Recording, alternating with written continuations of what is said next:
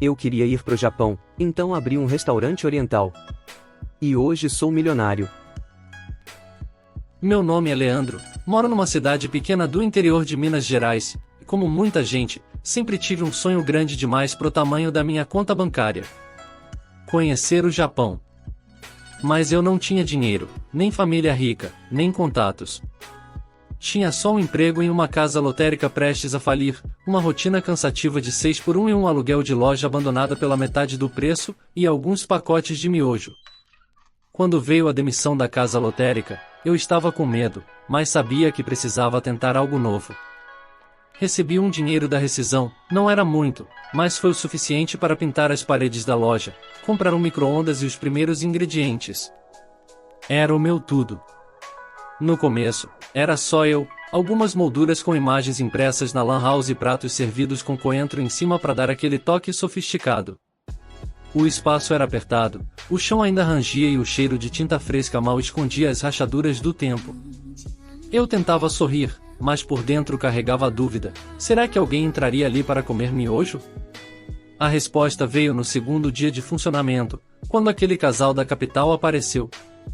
Estavam de férias, passeando pela cidade, e resolveram entrar pela curiosidade da fachada simples, com uma lanterninha japonesa pendurada e um aroma que eles descreveram como inesperadamente gostoso. Me perguntaram sobre o cardápio, e eu, tentando parecer seguro, falei do yakisoba como se fosse um prato clássico da casa, com blend de massas orientais. A verdade é que eu nem sabia direito o que significava a palavra blend. Eu tinha ouvido alguém usando esse termo na internet, achei que soava sofisticado, técnico, profissional. Na hora, saiu quase automático. E quando eles sorriram e assentiram com a cabeça, como se realmente entendessem e admirassem o que eu estava falando, senti um alívio profundo e, ao mesmo tempo, um frio na barriga. Era como se eu estivesse interpretando um papel e, por milagre, ninguém percebesse. Quando servi, com o miojo montado na tigela branca, um raminho de coentro por cima e guaraná servido em taças de cristal, eles ficaram encantados. Reposicionaram os pratos, tiraram fotos, selfies, elogiaram o ambiente, a ideia, a ousadia. Eu só conseguia pensar: será que eles sabem que isso é miojo? Mas o que importava naquele momento era que estavam felizes. Saíram com um sorriso no rosto e, algumas horas depois, eu descobri que tinham postado tudo nas redes sociais. A legenda dizia algo como: descobrimos um restaurante novo em Minas Gerais que serve um yakisoba incrível. E experiência imperdível. Mal sabia eu que aquele post mudaria tudo. Eu recém tinha criado um perfil em rede social. Na manhã seguinte, o número de seguidores começou a crescer. Comentários apareciam dizendo: quero ir aí, esse prato tá lindo, meu tipo de rolê. Em menos de 48 horas, recebi mensagens de 2 blogueiras da região perguntando se poderiam gravar conteúdo ali. Para minha surpresa, uma delas tinha sido minha colega de escola anos atrás. Quando nos reencontramos, ela deu um abraço apertado e disse que tinha adorado a ideia do restaurante. Não cobraram nada pela divulgação. É o mínimo que eu posso fazer por alguém que sempre foi tão batalhador, ela disse. Eu nem sabia como reagir, fiquei emocionado. Foi um apoio que veio na hora certa, e ajudou a impulsionar ainda mais o negócio. As visualizações aumentaram, e junto com elas, a clientela. Pessoas passavam em frente ao restaurante, apontavam, entravam, perguntavam se ali era o tal restaurante japonês chique. Era surreal. Tudo por causa de um post simples, espontâneo, que nem tinha filtro nem edição. Um prato de miojo com guaraná em taça tinha aberto as portas do meu futuro. Era como se, de repente, o que eu sempre enxerguei como limitação, o miojo, o espaço pequeno, os improvisos, se transformasse em diferencial. O que antes me dava vergonha, agora era exatamente o que as pessoas queriam ver, algo autêntico, simples, diferente.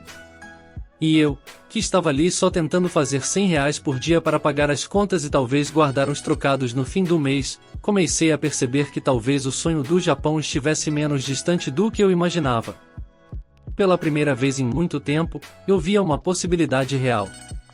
E ela tinha gosto de caldo quente e cheiro de shoyu com alho. Comecei a me pegar, à noite, pesquisando voos, olhando fotos de Tóquio no celular, sonhando de olhos abertos. Não era mais uma fantasia vaga, era um objetivo que podia ser tocado, construído, um passo por vez. Era a esperança. Era o início de uma mudança que eu nunca mais conseguiria ignorar. Ainda no mesmo dia, apareceu outro casal. E depois, um grupo de jovens. Todos curiosos com o novo restaurante japonês alternativo da cidade. Fizeram stories, reels, marcaram amigos. E eu comecei a me virar. Peguei o frango congelado do supermercado, cortei em tiras, misturei com cebola, pimentão e um molho agridoce pronto que achei na prateleira. Nascia o frango xadrez gourmet. Lembro também do dia em que um cliente chegou e, quando olhei, era meu antigo chefe da casa lotérica. Ele entrou, olhou ao redor e ficou em silêncio por alguns segundos. Eu fui até ele, cumprimentei, e perguntei se queria ver o cardápio. Ele sorriu, meio sem graça, e disse, não precisa, eu vim para experimentar o famoso yakisoba gourmet mesmo. Sentou numa das mesas do canto, pediu o yakisoba e um refrigerante. Eu mesmo preparei, como sempre fazia. Quando entreguei o prato, ele olhou, deu uma risadinha e disse, você sempre foi criativo. Mas confesso que nunca imaginei isso aqui. Terminou de comer, elogiou o sabor, pagou a conta e, antes de sair, me deu um tapinha no ombro e falou, parabéns, Leandro. Você fez o que muita gente só sonha. Te desejo sucesso. Naquele momento, senti um nó na garganta. Era uma mistura de orgulho, alívio e uma pontinha de justiça sendo feita. Ele não tinha sido um chefe ruim, mas também nunca acreditou que eu pudesse ir além daquele balcão da lotérica. Ver ele ali, sentado como cliente, pagando para comer algo parecido com o que eu comia todos os dias no intervalo, foi simbólico. Foi como se o universo estivesse me dizendo, tá vendo? Você escolheu o caminho certo. Eu o acompanhei até a porta e agradeci. Quando ele virou a esquina, fiquei alguns segundos parado, olhando o movimento da rua, e senti uma vontade enorme de ligar para minha mãe e contar. E foi exatamente o que eu fiz. Ela atendeu na primeira chamada, e quando ouvi a voz dela dizendo oi, meu filho, minha emoção transbordou. Contei tudo, o restaurante cheio, o antigo chefe vindo como cliente, os elogios, o tapinha no ombro, o orgulho que senti. Do outro lado da linha, ela chorava junto comigo. Ela sempre me apoiou, mesmo quando ninguém mais entendia o que eu queria fazer da vida. Naquele momento, ela disse, você merece tudo isso, meu filho. E ainda vem muito mais por aí. Depois de desligar, fiquei um tempo sentado em silêncio, com o celular na mão e o coração aquecido. Foi um dos momentos mais significativos da minha vida. Eu não era mais apenas um ex-atendente de lotérica. Eu era dono do meu próprio destino. Aquilo ficou comigo. Era como se, de certa forma, eu tivesse encerrado um ciclo. E naquele dia, mais do que nunca, eu tive certeza de que tinha tomado a decisão certa. Adicionei X descartáveis, garrafinhas de shoyu, comprei mais algumas luminárias de papel e pendurei no teto. A cada semana, o lugar ganhava um novo detalhe. A fachada ganhou um letreiro simples, Shigal, culinária oriental. Não demorou muito e começaram a aparecer turistas do Rio, de São Paulo, de Brasília. Alguns chegavam em casal, outros em grupos de amigos, todos com celular na mão, já preparados para registrar cada detalhe. Vimos no TikTok, minha prima veio aqui semana passada, você é o famoso chefe do yakisoba? Comecei a perceber que as pessoas não vinham só pela comida, mas pela experiência.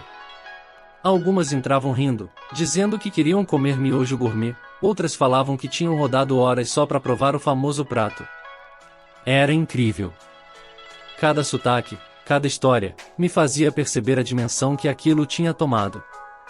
E mesmo com o nervosismo, eu os recebia com o mesmo entusiasmo de sempre, como se cada cliente fosse o primeiro. Ver tanta gente vindo de tão longe, por causa de algo que nasceu do improviso, me fazia querer continuar melhorando, surpreendendo. Aquilo que começou como uma ideia maluca, agora era um destino turístico. Criei mais perfis nas redes sociais. Em alguns, postava fotos dos pratos com legendas criativas. Em outros, mostrava partes do preparo, os bastidores e até os erros. Um vídeo em que eu deixei cair um pacote de miojo e brinquei dizendo que era ingrediente secreto voando bateu 1 milhão de visualizações. Muita gente achava que aquilo tudo era só uma piada, uma brincadeira de internet. Comentavam dizendo que era marketing, que ninguém levava aquilo a sério. Mas o curioso é que, mesmo rindo, essas mesmas pessoas vinham, provavam, tiravam fotos e elogiavam.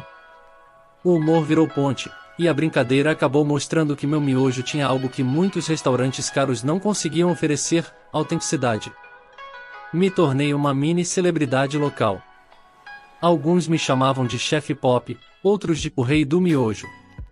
Teve um dia em que um casal de japoneses entrou no restaurante. Quando vi, gelei. Pensei, é agora que vou virar piada internacional. Fiquei paralisado por alguns segundos, observando enquanto eles caminhavam lentamente até o balcão, sorrindo educadamente. O coração acelerado, a mente buscando desculpas prontas, estratégias de fuga, qualquer coisa que me poupasse do vexame que eu achava que viria. Mas eles foram gentis, extremamente respeitosos. Conversaram comigo em português misturado com inglês, contaram que estavam conhecendo cidades históricas de Minas e que viram o restaurante nas redes sociais. Pediram os 2 pratos mais vendidos e ficaram observando o ambiente com curiosidade, tirando fotos dos enfeites, dos hashis, da decoração feita à mão. Quando receberam os pratos, agradeceram com um sorriso sincero. Eu quase não consegui respirar enquanto esperava a reação. Mas então, começaram a comer e elogiar. Disseram que a criatividade brasileira era incomparável, que nunca tinham comido algo tão simples e tão cativante fora do Japão. Um deles me disse que aquele yakisoba tinha alma. Tiraram fotos comigo, apertaram minha mão, e postaram nas redes sociais com a hashtag #BrazilianFusion. Foi um alívio tão grande que eu fui até os fundos do restaurante, sentei em silêncio por 2 minutos, e chorei. Pela primeira vez, eu senti que até os criadores daquilo que eu tentava homenagear estavam reconhecendo o meu esforço. Não era uma farsa. Era o meu jeito, o meu sabor, a minha história. Apesar de ser algo feito por uma indústria, algo pronto, de prateleira, eu havia aprendido a tratar aquele produto com cuidado, com carinho, com respeito. E as pessoas percebiam isso. Porque mais do que o ingrediente, o que conquistava era o preparo, a experiência, a surpresa, o gesto. Era a prova de que, bem preparado, até o mais simples dos produtos pode emocionar. E é claro, nem tudo foram flores. O dono do restaurante ao lado, tradicionalíssimo, com pratos assinados por chefes formados na Europa, ficou furioso. Disse que eu era um farsante, que isso não era culinária de verdade. Um dia, gritou comigo no meio da calçada, dizendo que meu restaurante era uma ofensa ao paladar refinado. Disse também que o que eu fazia era desrespeito com a gastronomia, e que a clientela que me seguia só estava interessada em memes e modinhas. Eu só sorri. Por dentro, tremia um pouco, mas mantive a postura. Sabia que estava incomodando, e isso significava que eu estava crescendo. No mês seguinte, ele mandou uma denúncia para a prefeitura, como se aquilo pudesse me parar. O fiscal veio. Entrou com uma prancheta, olhou a cozinha, viu as caixas de miojo no armário, os pacotes de frango congelado no freezer. Me perguntou se eu tinha alvará, se pagava os impostos. Mostrei tudo. Minha contabilidade estava em dia, nota fiscal emitida, CNPJ regularizado. Ele olhou, deu de ombros, e disse: "Sabe de uma coisa? Isso aqui tá mais limpo que muito restaurante chique que eu já entrei." Depois disso, parei de ter medo. Comecei a sonhar ainda mais alto. Fiz uma parceria com uma artesã local que fazia cerâmicas japonesas. Comecei a servir o lamen com ovos cozidos, acelga, gergelim, e um toque de óleo de gergelim por cima. Criei um prato novo, o lamen flambado com shoyu reduzido e toque de gengibre. Viralizou. As pessoas começaram a fazer fila na calçada antes mesmo de abrir. Tinha dias que eu abria a porta e já havia uma dúzia de pessoas esperando, algumas sentadas no meio-fio, outras tirando fotos do letreiro e da decoração. A cidade pequena virou ponto de parada obrigatória para quem queria viver essa experiência. Era emocionante ver tanta gente vindo de tão longe, só para provar o meu miojo transformado em arte. Contratei uma ajudante, depois um cozinheiro de verdade. Reformei a cozinha. Ampliei o espaço. Passei a oferecer sobremesas, como sorvete com chá verde e bolinhos de doce de leite servidos em folhas de bambu. Fiz cursos de marketing digital online, aprendi a anunciar, a entender o fluxo de caixa. Comecei a fazer delivery e, para isso, personalizei embalagens com meu rosto estampado como um personagem de anime. O restaurante crescia a olhos vistos. Clientes ligavam pedindo reservas com semanas de antecedência. Passamos a receber excursões, grupos de mochileiros, até blogueiros gringos. Com o aumento da demanda e a movimentação intensa, percebi que precisava me profissionalizar ainda mais. Contratei uma consultoria contábil e uma de marketing. A contabilidade me ajudou a entender melhor meus custos, margens e obrigações fiscais. Já o marketing foi essencial para estruturar minhas redes sociais, criar promoções estratégicas e planejar ações que ajudaram a sustentar o crescimento sem perder a identidade. Sabia que em algum momento teria que ampliar. Os clientes perguntavam se eu não pensava em abrir uma filial, ou se tinha planos para um restaurante maior. Mas a verdade é que eu gostava daquele lugar pequeno, com cara de segredo bem guardado, quase como um clube. Preferi manter o ambiente reservado, exclusivo, intimista. Em vez de crescer para os lados, decidi subir os preços. Percebi que as pessoas estavam vindo de qualquer forma, e que iriam pagar independente do valor, contanto que a experiência fosse mantida. E deu certo. Cada aumento no preço trazia, curiosamente, mais valorização da experiência. As pessoas sentiam que estavam participando de algo raro, único. E de fato estavam. Teve um mês em que recebi clientes de 4 países diferentes. Um grupo de coreanos elogiou o ambiente, tirou fotos da fachada e até pediu para levar algumas lembranças com a identidade visual do restaurante. Um casal francês ficou tão encantado com os detalhes da decoração e com o clima do lugar, que pediu para conhecer a cozinha. Quiseram ver como tudo era feito, se surpreenderam ao ver que boa parte da preparação ainda era feita no micro-ondas e no fogão elétrico, e me disseram que nunca imaginaram sentir tanta emoção com algo tão simples. Mas o que mais me marcou foi a visita de uma influencer japonesa. Ela passou quase 2 horas no restaurante, gravando tudo, desde a fachada até o momento em que eu colocava o miojo no prato com os hashis ao lado. No final, publicou um vídeo inteiro mostrando meu preparo, descrevendo minha história e me chamando de o mago do lamen brasileiro. Disse que ali havia mais alma do que em muitos restaurantes estrelados. O vídeo viralizou no Japão e trouxe ainda mais visibilidade para o restaurante. Depois disso, recebi até propostas de parcerias internacionais. Foi um mês que mudou tudo. 3 anos depois, numa tarde tranquila de sexta-feira, eu estava sentado no escritório nos fundos, com uma taça de saquê nacional na mão, olhando o meu extrato bancário. O saldo havia passado de R$1 milhão. Não foi sorte. Não foi milagre. Foi criatividade, persistência e miojo. Ah, e sim. Eu fui pro Japão. Fui 2 vezes. Na primeira, chorei vendo a Torre de Tóquio. Parecia mentira estar ali, naquele lugar que por tanto tempo habitei apenas nos meus sonhos.